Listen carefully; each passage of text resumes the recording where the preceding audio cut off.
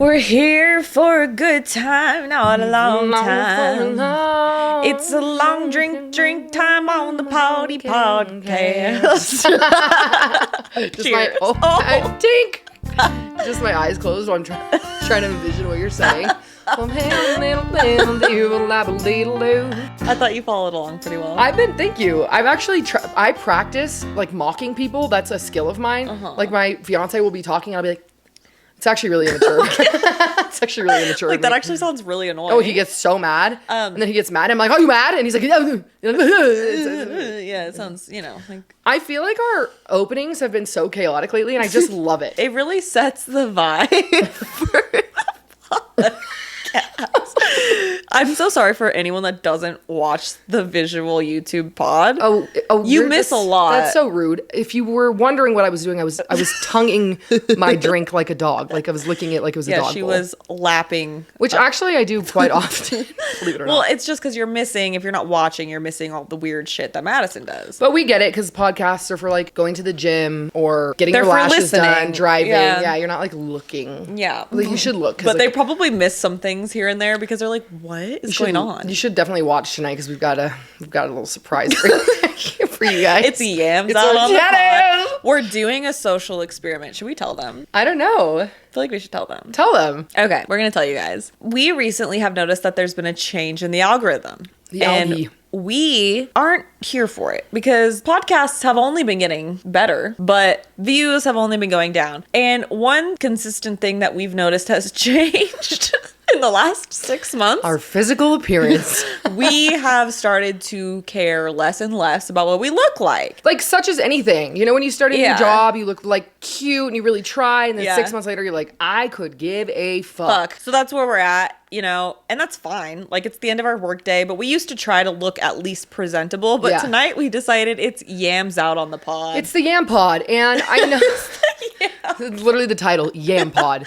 I know that our female followers that support us and stand don't want to see our yitties. No, they do. Oh, they want to see our yitties. They want to see our yitties. It's the haters they support our yitties. Haters would be like, they're pick-me's. But they're not going to watch us for our yitties either. No. They're here in spite of our yitties. I'd like to make it very clear. We are not trying to get followers who want only yitties. No. We love our fan base that is supportive and actually gets something out of this pod. That's not changing. It's a social experiment to see if views go up on TikToks and Reels specifically if you look more presentable in said Reel and TikTok. And considering the fact that we didn't look very presentable tonight, the only thing we could think of as women using our magical powers, yams.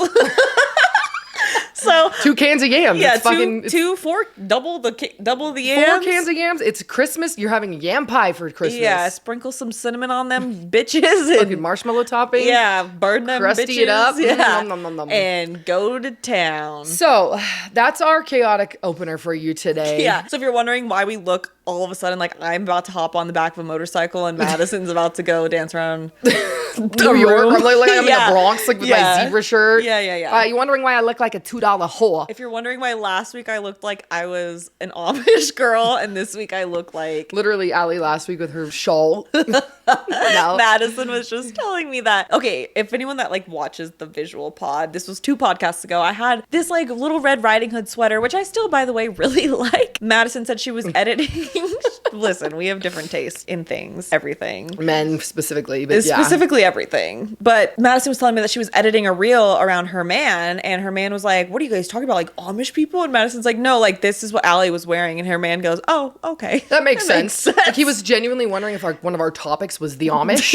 And he's like, is this where you guys are at? And I was like, no, look at Allie's outfit. And he's like, oh, okay. Which I'm fucking offended, by the way, if you're listening, sir. Actually, I think this is a good topic, though, to kind of get us started. If you have a best friend, you should not have the same taste in men. No. Like your best fucking friend, like you're the person who you do everything with. If you guys have the same taste in men, it's never gonna work. That's gonna cause problems from the jump. Yeah. Me and Allie, I don't think in the 10 years that we've been as close as we are, have ever looked at a guy and been like, dibs. No. Both of us. No. We've never, like, I don't care how long we've been friends, where we've gone, how attractive the men are around us. We will pick a man from the opposite side of the room and we will will look at each other and go, that guy's fucking fugly. Terrible. What are you doing? Why would you want to be with that guy? You need help. You should be in a straitjacket. The other one's like, no, that's the hottest guy in the room. Like, it works out so beautifully and so magically. It honestly is the best thing ever because there's never any sort of semblance of competition or even like, obviously we're best friends, so we would never let that get in the way. But right. There's never even a little fire or feist about it. It definitely helps in like the friendship arena to have a best friend that you just have different taste in. There is nothing. You're not seeking the same thing. There's nothing worse, and I've had friends who are very close with who we have the same taste in men. You're not fighting over a guy, but like there is like someone's gonna win. There is a competition. Yeah.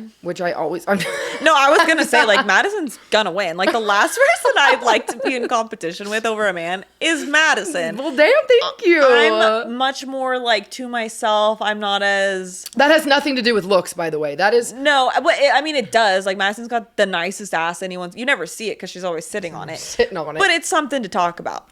However, personality-wise, I take a minute to come out of my shell. Madison's really good at putting on for a room, and I think she's really good at like garnering the attention of men. Absolutely, like, and anybody, but like men specifically. Specifically, this sounds. It's giving pick me. It's giving pick me, but I can vouch for you. I said it first, so. But obviously not anymore. Not in a long while. Now that I'm tied down. But yeah, I was friends with a girl, and we had the same taste in men, and we actually are not friends anymore because something happened many years ago where she was like a total shady bitch about it. Yeah. It's like, I'm not the type of friend that's ever going to be like hurting my friend's feelings or making someone feel bad by trying to like get the man first. Like if she's like, yeah, I really want to talk to that guy. Yeah. I like him. I'm like, my girl, have it. I'm good. It's not ever worth a friendship or hurting someone's feelings over a stupid guy. Yeah. So keep that in mind. If you do have the same taste as your best friend, don't ever let that get in the way of your friendship. Yeah. And if it does, then it's not meant to be your friend in the first place and you're probably better off. And he's probably not meant to be your man too. I definitely have had friends that I'm also no longer friends with. And like, obviously I don't think this isn't like the reason, but there were moments where this person and I would always end up wanting the same person. And because I'm not going to fight for a man, like you can have him, but then I would end up getting my feelings hurt and feeling frustrated. Like, yeah. Or like they would go behind my back and do something then when they knew that I would be upset. And it just, unless you're both really solid individuals who would never let a guy get in between your friendship. And who really respect each other. Yeah. Because that's what it comes down to. Like, do you respect your friend enough to be able to turn away the attention of a man even if you really want that attention? Yeah. But then it's like at the same time, it's like if you also really like him, it's like who's to say who gets him? Like it just definitely makes it a lot easier to just not have the same taste. I'm not saying it's a set in stone thing. If you have the same taste in men, you're gonna struggle. Obviously, there are good people in this world that won't fight you for a man, and you'll find those people because an attractive person is an attractive person is an attractive person. It's bound to happen. But just to gloat more about our friendship, we have never had that issue. Problem. Yep. And I honestly couldn't be more grateful because I would never, not like I've had any luck in that department in the first place, but I would never win. It would be fun. That sounds so sad. That's terrible. I don't mean it in a sad way. I just like, I know you. And like, I don't even compete for like a room to speak in when you have the room. I'm very like loud. We're very yin and yang. Yeah, absolutely. Yeah. And like that works for the right guys. But also to this point, first off, yes, you absolutely could win and you have. I'd just like to say. But if I guess I'm thinking of like certain environments. Yeah, exactly. If it's like a bar scene and you don't know somebody. Oh, fuck. Yeah, you can have it.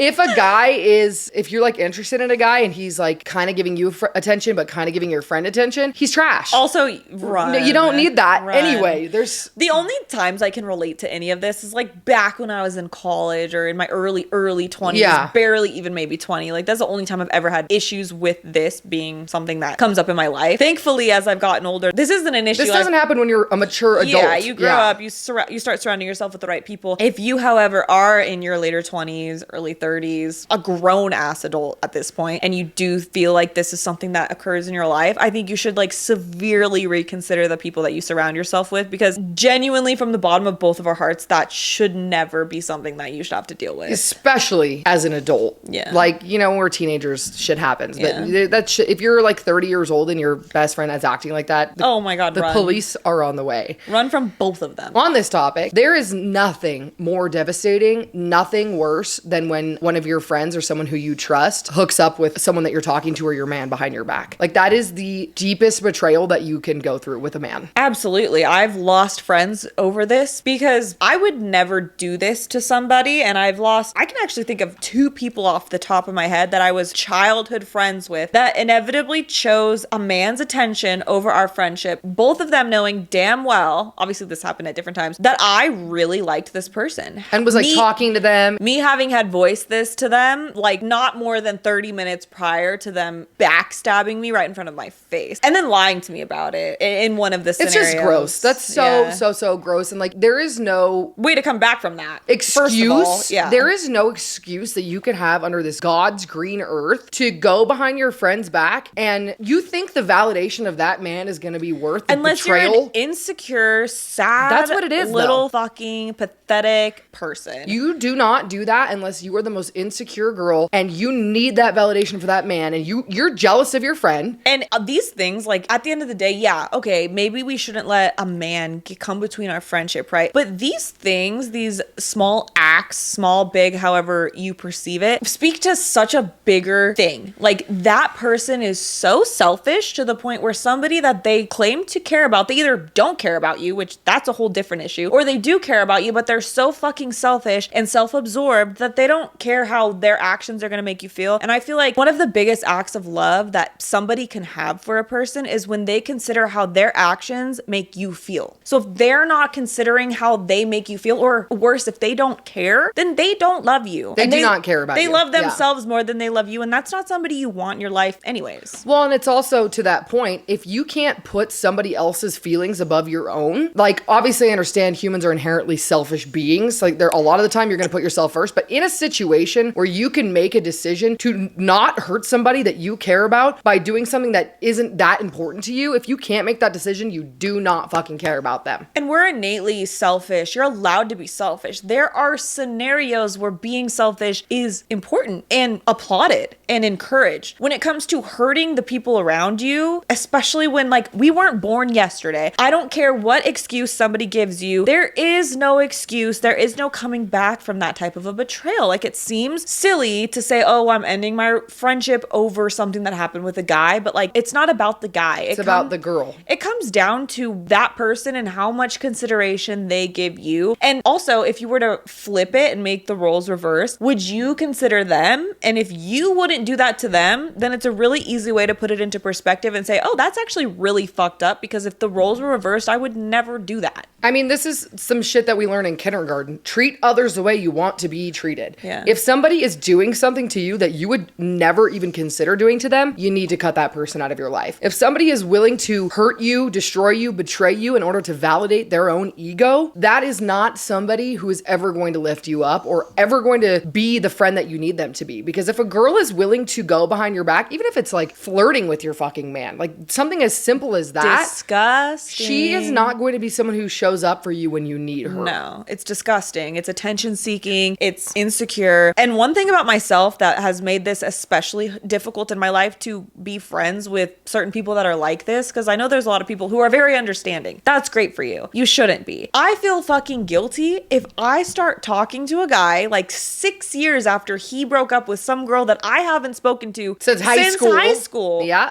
Like, I actually feel guilty because I feel like I owe girl code to the girl because I was friends with her for a year when I was in high school. You know what I'm saying? Like, that's the type of loyalty that lies within me where I would never even consider. Like, I actually genuinely have a hard time talking to guys or letting guys in that have been with or talked to or dated girls that I have even so much as been acquaintances with. Like, followed on Instagram. Years ago. Yeah. 100%. We follow each other on Instagram, and she likes my pictures, so I feel bad. I don't want nothing to do with her. I haven't spoken to her ex-boyfriend. in 6 years. We have no affiliation with one another, and I still feel like I owe her some sort of girl code, which I don't think is a bad thing, but does make the dating life hard in this literally town. Every person in our town is absolutely demolished. Yeah. But on the flip side of that, if you're the girl who's doing that, if you're the girl who's talking to a man, flirting with a man, looking for attention or validation from a man, that is, God forbid, talking to one of your friends, but really talking to any girl at all, you really need to assess why you're doing that, what that's bringing to your life, and the kind of person that makes you. Like, no judgment aside right now, like real talk, I think it's really important that we're able to, as human beings, beings face the things within ourselves that are bad. If you're the type of person that never takes accountability or never actually sees themselves for what they are or recognizes patterns that they cause within their own lives, then you're just going to keep living the same life. You're never going to find happiness. You're never going to find peace. You're never going to keep friendships or relationships. If you are somebody that you feel has had this happen and you're the cause, maybe like stop making excuses for why this happens. Like take accountability. You were the one that caused this. Okay, I'm talking to these people. If you're still listening, if you haven't checked out by now. They fucking clocked out when we started talking about this, and I don't want to get called out But today. if you are still listening, it comes from a place within you that is damaged and feels like you need to seek validation. Like there's actually a study that's been done about people who feel more validated when they're feeling sought after by somebody who's already taken. The reason behind why this happens is because the people that are seeking that validation are so insecure, have zero self-esteem, zero self-worth. They feel like they are winning in a competition against somebody else, which raises their value in their head more than it would if somebody just liked them for them, because they're beating out another woman, which is so sick and twisted, but it's just the truth, and it's something that like actually happens. Well, absolutely. And the most significant trait for these types of people is narcissism, because narcissists love getting love that isn't actually love. Yeah, because they don't care. Narcissistic people are fucking leeches, dude. The worst. They cling to anything that can give them blood. Like if you have blood and a heartbeat and you can make them feel good about themselves, they will cling to you until you are absolutely blood dry, and then they will leave and go find someone else to cling to. If you are ever in a situation with a narcissistic person and you're sad that it's over because they have manipulated you and made you feel like you miss them, just know whoever they go to next after you, they are doing the same thing. You feel like you have nothing left in you, like you've been bled dry. That's exactly what they're doing to the next person. Don't be glad about that, obviously. Like that's really fucking sad, but at least you know that people don't change overnight. And it's not you. Like you're not the problem. After you get out of a toxic narcissistic relationship, you feel like I'm the problem. What have I done wrong? What did I do that made this person not want me anymore? But the truth about narcissism is narcissists only love you for as long as you make them feel good about themselves. The love that a narcissistic person gives you is completely dependent on how much you love them. So the second that they see something shiny in the corner, or you stop making them feel the way that you did in the beginning of the relationship, they have no use for you anymore. I was in a relationship years ago where I was fully dating a narcissist. He's now married, which is fucking crazy. And I could never wrap my head around what it was about me that he didn't like. I was like, I'm so good to him. I'm so this, I'm so that. But I pushed back on a lot of the ways that he treated me, and that didn't make him feel good. And Madison would always tell me, he only likes you when you make him feel good about himself. The second that you challenge him in a way that he doesn't want to be challenged because he doesn't have the capacity to grow or change, nor the desire, he pulls away because you're not giving that to him. And so the person that he ended up marrying seems to be, seemingly from the outside, a very docile, submissive doormat of a person. And I'm not talking down on this woman. Like, that's the type of woman that he needs. He needs somebody that's not going to challenge him. And that's like for any narcissistic person. Not all people with narcissistic tendencies are narcissists, but that doesn't really matter at the end of the day if you are on the receiving end of those narcissistic tendencies, because it still feels the same. Someone can still have empathy and care and not be a narcissist, and also have narcissistic qualities that put you down just to make themselves feel better. And unless somebody is really willing to recognize, look in the fucking mirror, that they are doing something wrong and that they need to be better, then it is a lost cause. And actually, that is what makes someone a true narcissist, is if they have narcissistic tendencies and refuse to look in the mirror. Well, you know where like the root of narcissism came from? No. The root of narcissism comes from a story of Greek mythology about Narcissus, who was a young man who went out into the woods to go hunting, and he found a river, and he looked into the river and he saw his reflection for the first time ever. And he was so enchanted by his own beauty and his own grace and what he saw in the reflection that he couldn't look away. And his partner Echo was calling him through the woods, like, Narcissus, where are you? Narcissus, I need you. But Narcissus was so enchanted by his own reflection that he stayed there and he died. He couldn't eat, he couldn't drink, he couldn't do anything. He looked at himself in the river until he died. So the moral of the story is that narcissistic people will always choose themselves themselves first. It doesn't matter what their partner is looking for. It doesn't matter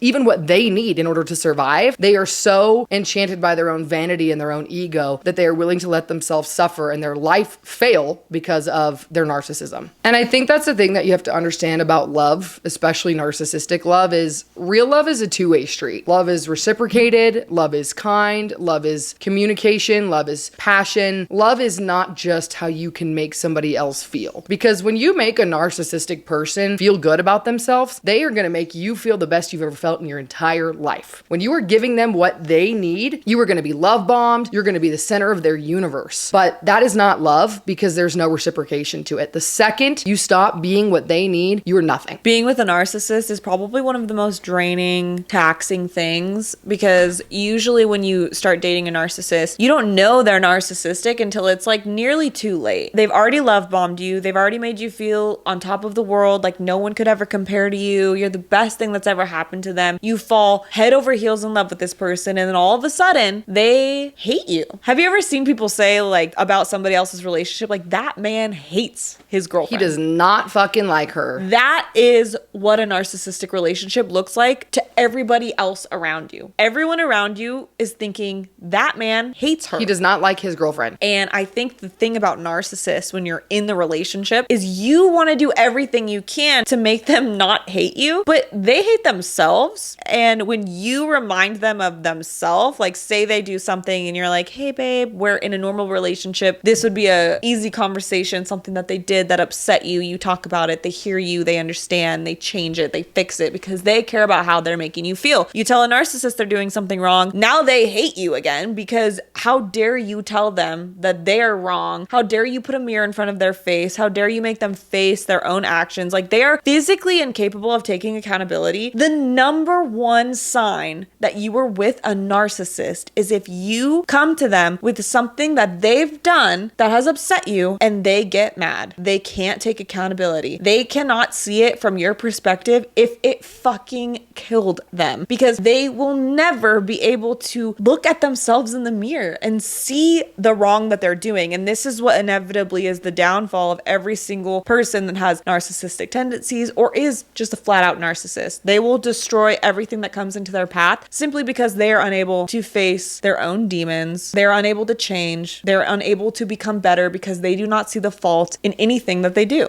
They're too busy looking at themselves in the river, enamored by whatever it is that they think is so great. Period. And no man gets angrier than a man that's being accused of something that he did do. Period. Like, sir. If your man is defensive off rip when you're accusing him of something, guilty, guilty, guilty. And that actually brings us in to the fucking main thing we want to talk about tonight is cheating. Cheaters, cheating, chahiting. Let's talk about you filthy, nasty, butt-naked, dirty motherfucking cheaters. You bunghole smelling, dirty, fucking musty ass. Dirty, musty, stinky crusted, dick. Busted, fucking musted and rusted. Rusty. If you cheat, you're rusty. First tip, how do you know if your man is cheating on you? Sniff his dick. Smell the man's dick. If you are concerned that your man is cheating because he's out of the club all night long or he's just like scandalous and he's not around when he should be, when he gets home from a late night out with the boys and you're concerned about what he's been doing and who he's been doing it with, pull his fucking pants down. Don't let him go into the bathroom. Don't let him take 2 steps through the threshold. Yank his pants down. Smell his penis. No, but for real. Because I'm sorry, but if he's been out fraternizing with the enemy, his dick's gonna smell like the enemy. His dick is gonna smell like the fucking pier in San Francisco. And he's gonna have every excuse. Oh, it was really sweaty at the club. No, there's a difference between smet and pussy juice. I know the fucking tang. I know. I said smet. And obviously that's an old tip and trick, but we do actually want to discuss. Yeah, that was like mostly a joke. I mean, do it. No, like, but do at it, the though. same time, how quickly would you be able to solve all of your fucking problems had you just sniffed his dick. The problem is, if a man's cheating like that, he's gonna gaslight her to the high heavens and be like, no, there's no schmegma. Like, you know. Yeah, well, whatever. At least you fucking... If you know, you know. You know. Like, they can gaslight you only so much, but the reason you feel like you're going crazy is because you're right. The number one way to know if you're being gaslit is if you feel so out of your mind, batshit crazy, that there could be no possible other answer than what you believe, then you're probably right. And you're probably being gaslit. The only reason you would feel so fucking crazy is if you're right and they're making you think you're crazy. Obviously, there's some instances where some people are really just crazy. But if you're not like a crazy, inherently crazy person that doesn't have like, you know... No, I'm speaking to the people that are like, oh, am I being gaslit? But like, God, I swear to God, this is what happened. Like, I swear that... No, if you feel like you're losing your fucking mind, you're being gaslit. It's literally the exact definition of what the term is. People get the term wrong all the time. The definition of being gaslit is when you speak the truth and somebody makes you feel like you're crazy for speaking the truth. You could literally say the sky is blue and they will tell you no, the sky is pink until you feel like you are wrong. That is the definition of being gaslit. So if you feel like you are going crazy because of all of your beliefs, your gut instincts, everything that the fucking facts and universe is throwing in your face, this person is telling you otherwise, but you feel like you're losing your mind over it, you're being gaslit. You already know. Instead of doubting yourself, just trust your gut. Run. If your partner is avoiding intimacy, won't let you anywhere near their phone, and changing their appearance, they are cheating on you. There are so many signs that you are being cheated on well before you could actually get to the place where you know that you could easily see if you just pay attention. If your partner at one time in your relationship was very open with their phone, their friends, their life, and all of a sudden they become mighty secretive, either you're getting proposed to or you're getting cheated on. And like, I'm not going to be an advocate for invading your partner's privacy because I do think that there's lines that shouldn't be crossed. But if you have a gut feeling that somebody is being unfaithful, go through their phone. Go through their fucking phone. Absolutely. And if they have a problem with that, they're cheating on you. If somebody will not let you go through their phone, they are cheating on you. There's something they don't want you to see. And whether it's another woman, another man, a conversation with a family member that is negative about you, it doesn't matter. I feel like all of those are grounds for fucking divorce, breakup, annihilation,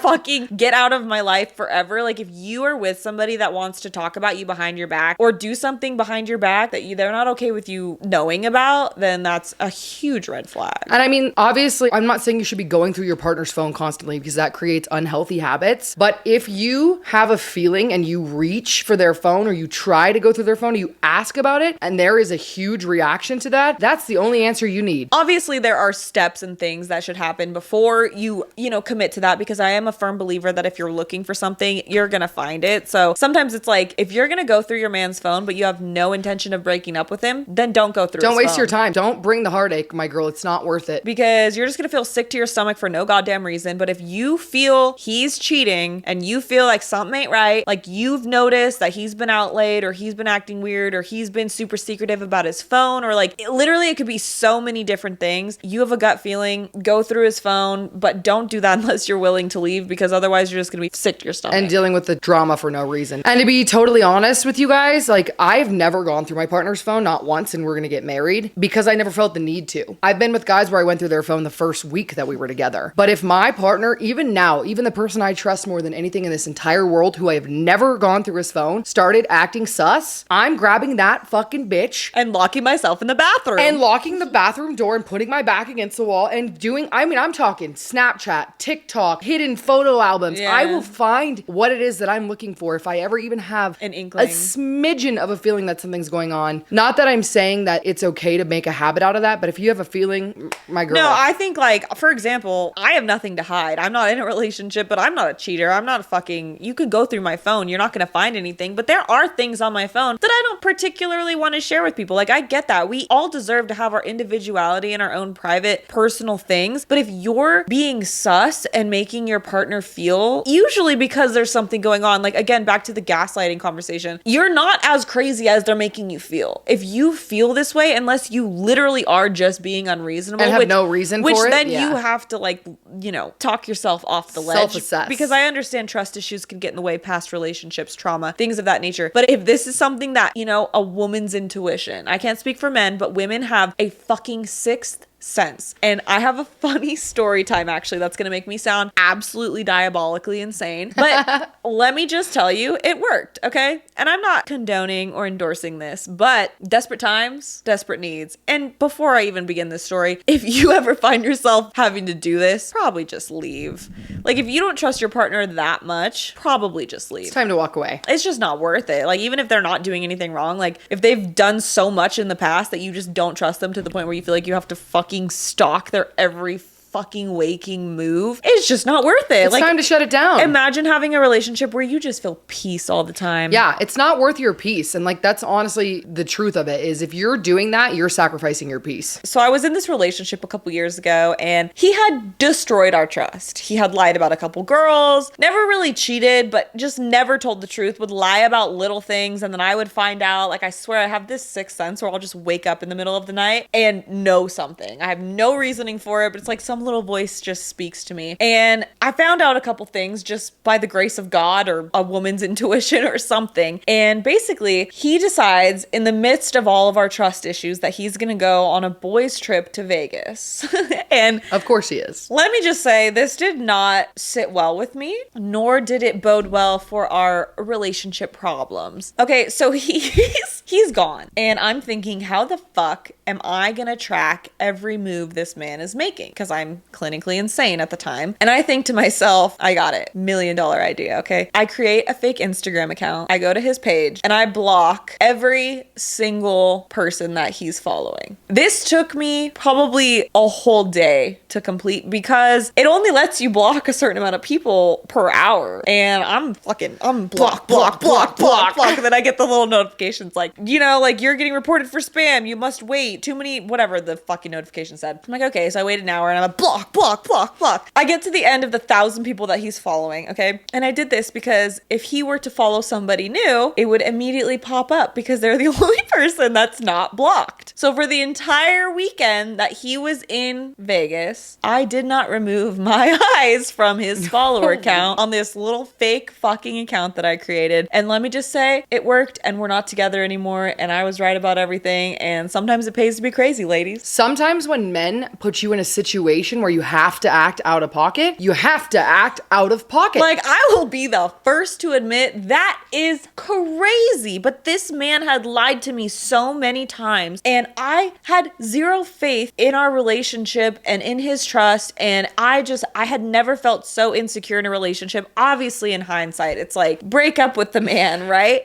Don't be with this person. This is insane. But that's too easy, when you're so deep in it, you're like, I just need to keep the most vigilant. Like, I felt like the fucking FBI. I'm like, you think you're gonna pull one over on me, bitch? You thought. And you know what? He really thought, and he didn't. He never got away with shit because I am, at the end of the day, FBI. If the FBI is watching this, you should probably look into hiring me and most of the women in this day and age because we are fucking detectives. We're gonna figure it out. You want to find out the tea on your man? Like, no man is safe. No cheating ass loser is safe, and I stand by that. You are not safe. I have the craziest story for how I caught my ex-boyfriend cheating. So this guy was narcissistic, terrible, crazy. He was allowed to go to parties and I wasn't. And it was Halloween weekend and he was gonna go to a costume party. I had to stay home and sit in the corner like a sad little girl. But I had a feeling this man was up to no good because he was always up to no good. So he puts on his costume. He's like, you better not leave the fucking house. Granted, this is making me sound bad. Why'd I stay in this relationship? I don't know. I was young. I was super upset. I was like, you can't go. You can't leave me here. Whatever. He's like, I'm going. Fuck you, bitch. Goodbye. So he goes to the party and I follow him in my car and he doesn't know that I'm following him. I left my phone at the house, so it looked like my location was still at the house. I had like a cloak in my car from a previous Halloween party that we had gone to, like a family party. And he pulls up to this raging frat party. He's got his little costume on. He's with his bros. Not the cloak.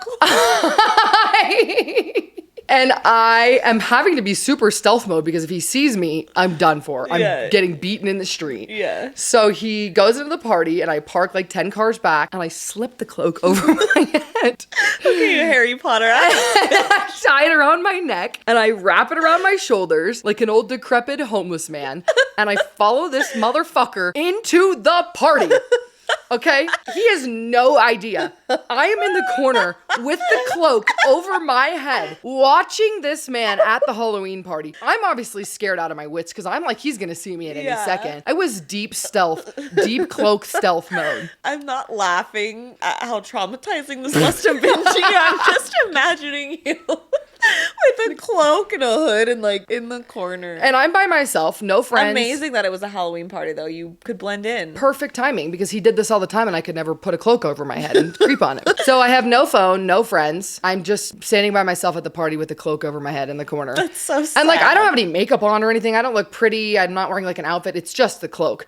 And he's at the party. It's a very crowded party too. It's not like there's 10, 15 people where he would notice me. It was like shoulder to shoulder rager. And he's drinking in the kitchen. What is the first thing this motherfucker does? Can you guess? Girl? Starts kissing a girl. What did you do? Whip the cloak off? No, I left. Oh, that's really sad. Because, and that's what were you gonna do? I was so scared of him that at that point in time, if I had whipped the cloak off my head and went over there, it wouldn't have been that he got the cloak off. If I would have said, Kadabra, which is what I wanted to do, I knew that I would have been in trouble for being at the party, for following him. I never would have been able to put it on him. So I took a picture and I left the party. And after that, I was like, someone sent this to me at the party. I was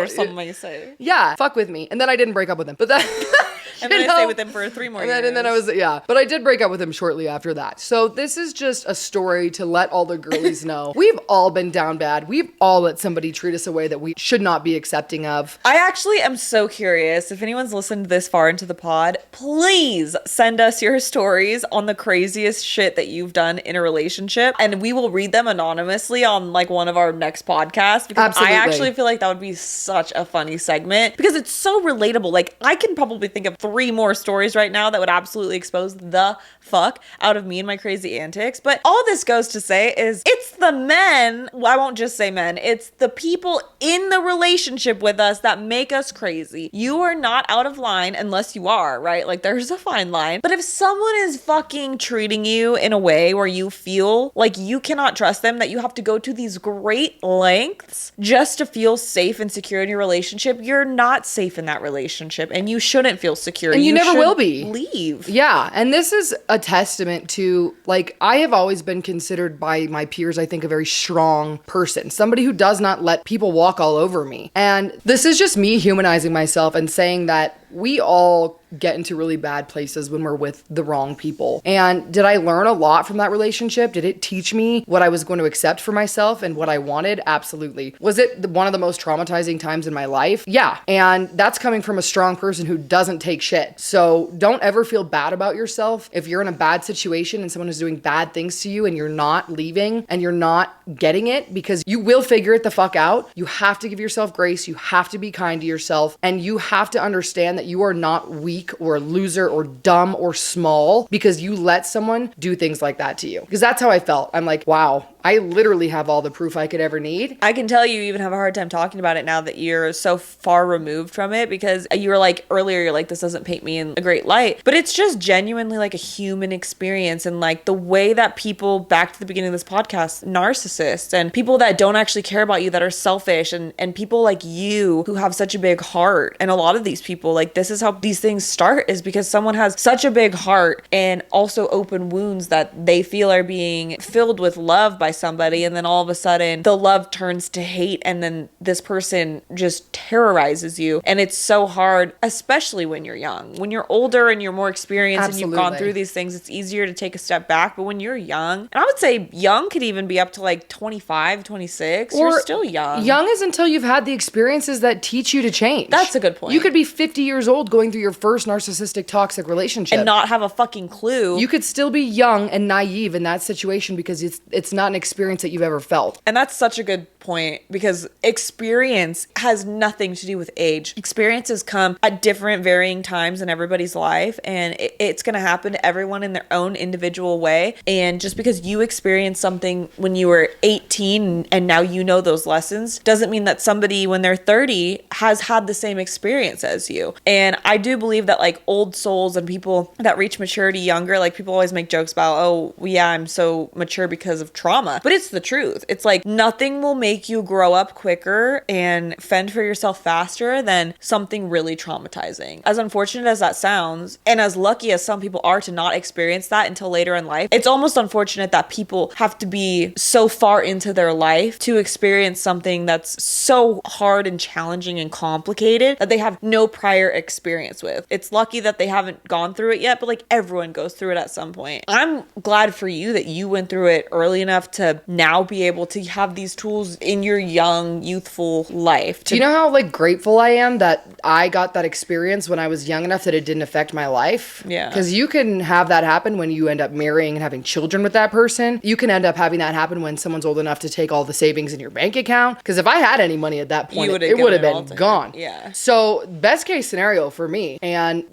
I'm grateful for it more than anything in this life, because now I have my partner, the person who I'm going to spend my life with, is actually the person who I want to spend my life with, because I was lucky enough to be traumatized young. That sounds fucked up. No, but it makes sense too, because like, I think we've said this maybe last part of the podcast before, but you often can't recognize the good unless you've been through the bad. You can't appreciate the love and care that someone shows you unless you've experienced it on the other side, experienced pain and heartbreak and trauma and abuse. And having those experiences at any point in your life, while super traumatizing and unfortunate, like should be viewed in hindsight as a blessing, because now you're able to actually appreciate the people that treat you well, the people that love you, the people that care about you, and you're able to recognize signs of somebody who has evil in their soul. Whereas when you're young and naive and inexperienced, because you haven't dealt with these pains and these traumas and these things, you won't be able to see through the facade of what someone is trying to sell you. I mean, you cannot gain wisdom without experience. You have to go through shit to learn shit. And that's that on episode 38. 30 gloggins. 30 gloggins.